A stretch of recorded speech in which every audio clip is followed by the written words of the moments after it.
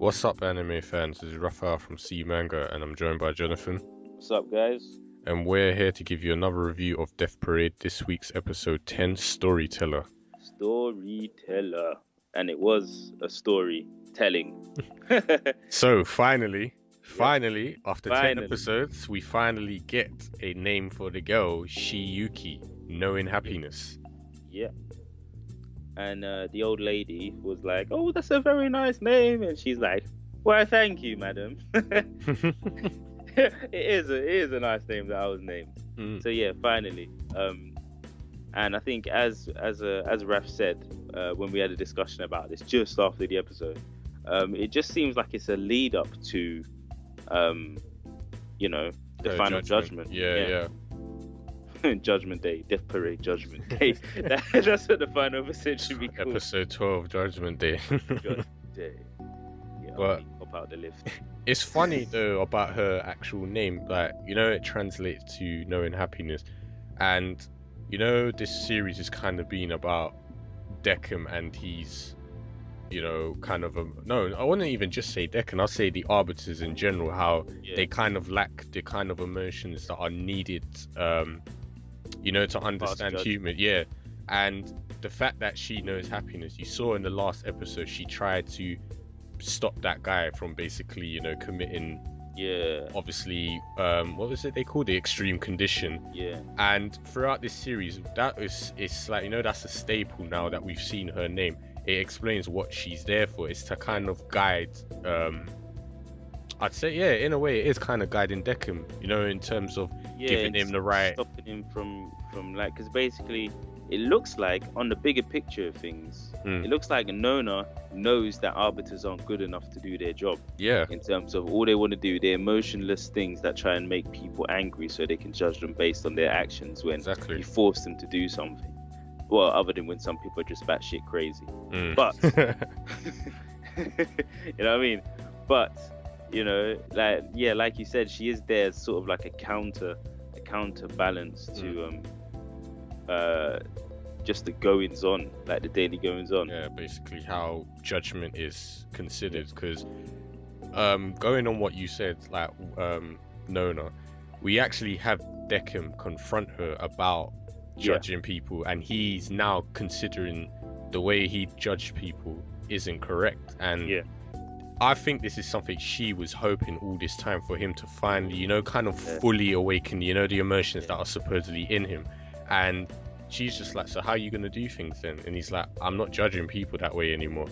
And then what made it worse was she kind of countered it, saying, that woman you're with, that judgment's going to be needed to be done, or else she'll turn into a dummy. So I'm thinking, damn, that's another revelation. So it's like a human can't stay there too long, or they'll be, revert to a dummy. Yeah, that's it.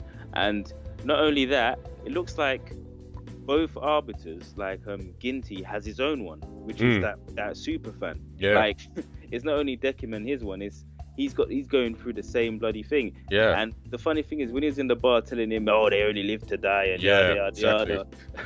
He likes to say that, but really you can tell, like, the way the animators or the writers have put this together is the fact that he's saying all of this, but it's kind of like an oxymoron, or it's kind of, he's contradicting himself, because the person he can't judge is right there. Like, if you're so easy, get rid of her. That's why I said it is brilliant what the way you put it, because there's so much confliction, contradicting his exterior and the way he's portraying himself. He's like, judgment is simply just judgment, humans live to die.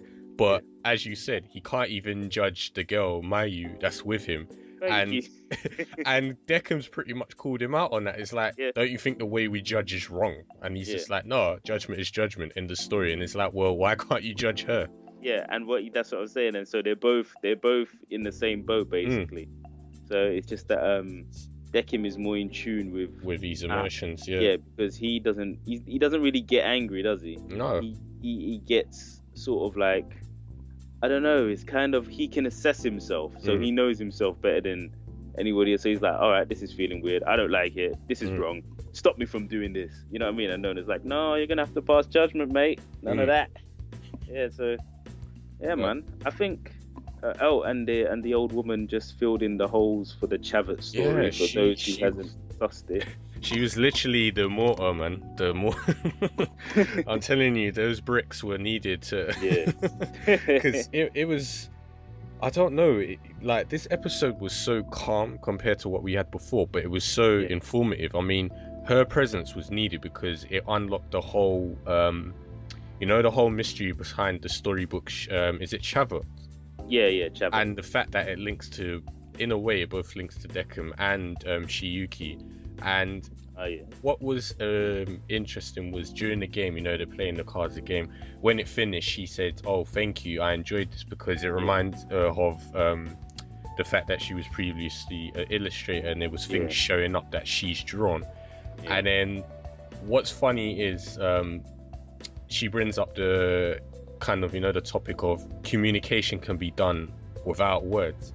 And she just shows a picture of a smile, and it's like emotions, facial expressions, drawings, any other way you can show it. That is a universal language, despite different nations' languages.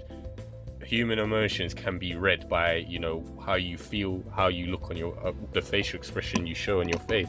Yeah. And this is like, kind of, obviously gone to Chiyuki now, and she's unlocked her full memories, and Decim's kind of got a bit of a I'd say character growth from this, and it's like they kind of fully understand each other now and come to this revelation that this judgment is wrong. We can't be reading people based on these extreme conditions that literally draw out the hate. We need to read how they actually are through other means. It's ridiculous. It's ridiculous. And it also proves how simple. It proves a point. What Chiyuki said last time. Yeah. She said, "Oh, they're simple people," and then this old woman's come and reinforce the fact that all it is like a smile when you're happy, frowny when you're sad, bro. Yeah. You know what I mean? It's not as complex. You don't need to be delving into someone's like psyche and extreme conditions. We're like, oh, I'm gonna put them under pain. So then it's fight or flight. It's fight or flight, man. You know what I mean? You want to save yourself. But anyway, I think this was a good. I definitely think it was good. It's like you said, it's building up to the finale because we've only got 2 more left, and I think it built up quite well because I was kind of against the idea of her, her name being revealed at the end, but in a way, I take it back. I think it rounded up nicely because the whole ominous, like mysterious feeling, and now that she's been revealed and her name matches what her role is to basically know and bring happiness, and now Decim's realized that judgment must be performed with life and death with humans. It has to have emotions, and you can't just do it. This is black, this is white, there's no gray area. There is a gray area, like and that's where you have to take caution in that. It's not just like, oh, it's black and white, because when they're in the grey area, it could go, judgments can go either way, and you could be wrong on something. But based on that, with all this happiness, it seems things are not going to be as, how should I say, smooth sailings now that Oculus has. Yeah. You might also say discovered with his... I'm thinking of a funny word, but yeah, discovered is pretty much the best way to go about it. Clavis has been literally sucked the memories from him, and now he learns that Decim possesses human emotions, and this is something he has considered taboo from the start. So what the hell is going to happen now that he has that knowledge? It's going to be a lot of, I think the next 2 episodes are going to be really good. That's what I can say. I think I don't know what he's going to do. He's sly anyway. Exactly. It's very, very sly, man. Yeah, man. Yeah, I think that was actually quite a good area. It was kind of slow paced compared to the previous one, like we said before. But it done its job, innit? It's done its job, man. It filled in the blanks.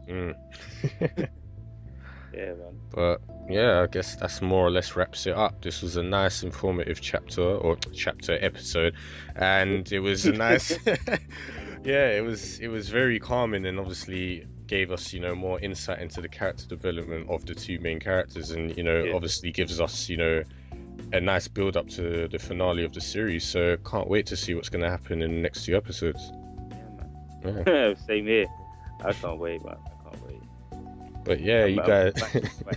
Yeah, you could hear it in my voice. I'm so excited. You know what I mean? Like, no, I can't wait. It's actually gonna happen. Because I don't know which way it's gonna go. To be honest, I mean, you have a general idea of the ending, but you don't know how they're gonna tie up all the loose ends. It's true. You know what I mean? So because we still have to tie up Ginty, Nona, Decim as well. Because everybody has to find their fate. The only people that don't is the intelligence woman. I forget her name. And the other one who allocates the memories. Like, exactly. Those are the only people that really won't get affected. They don't really care at this point anyway. They're just going along with it. Yeah.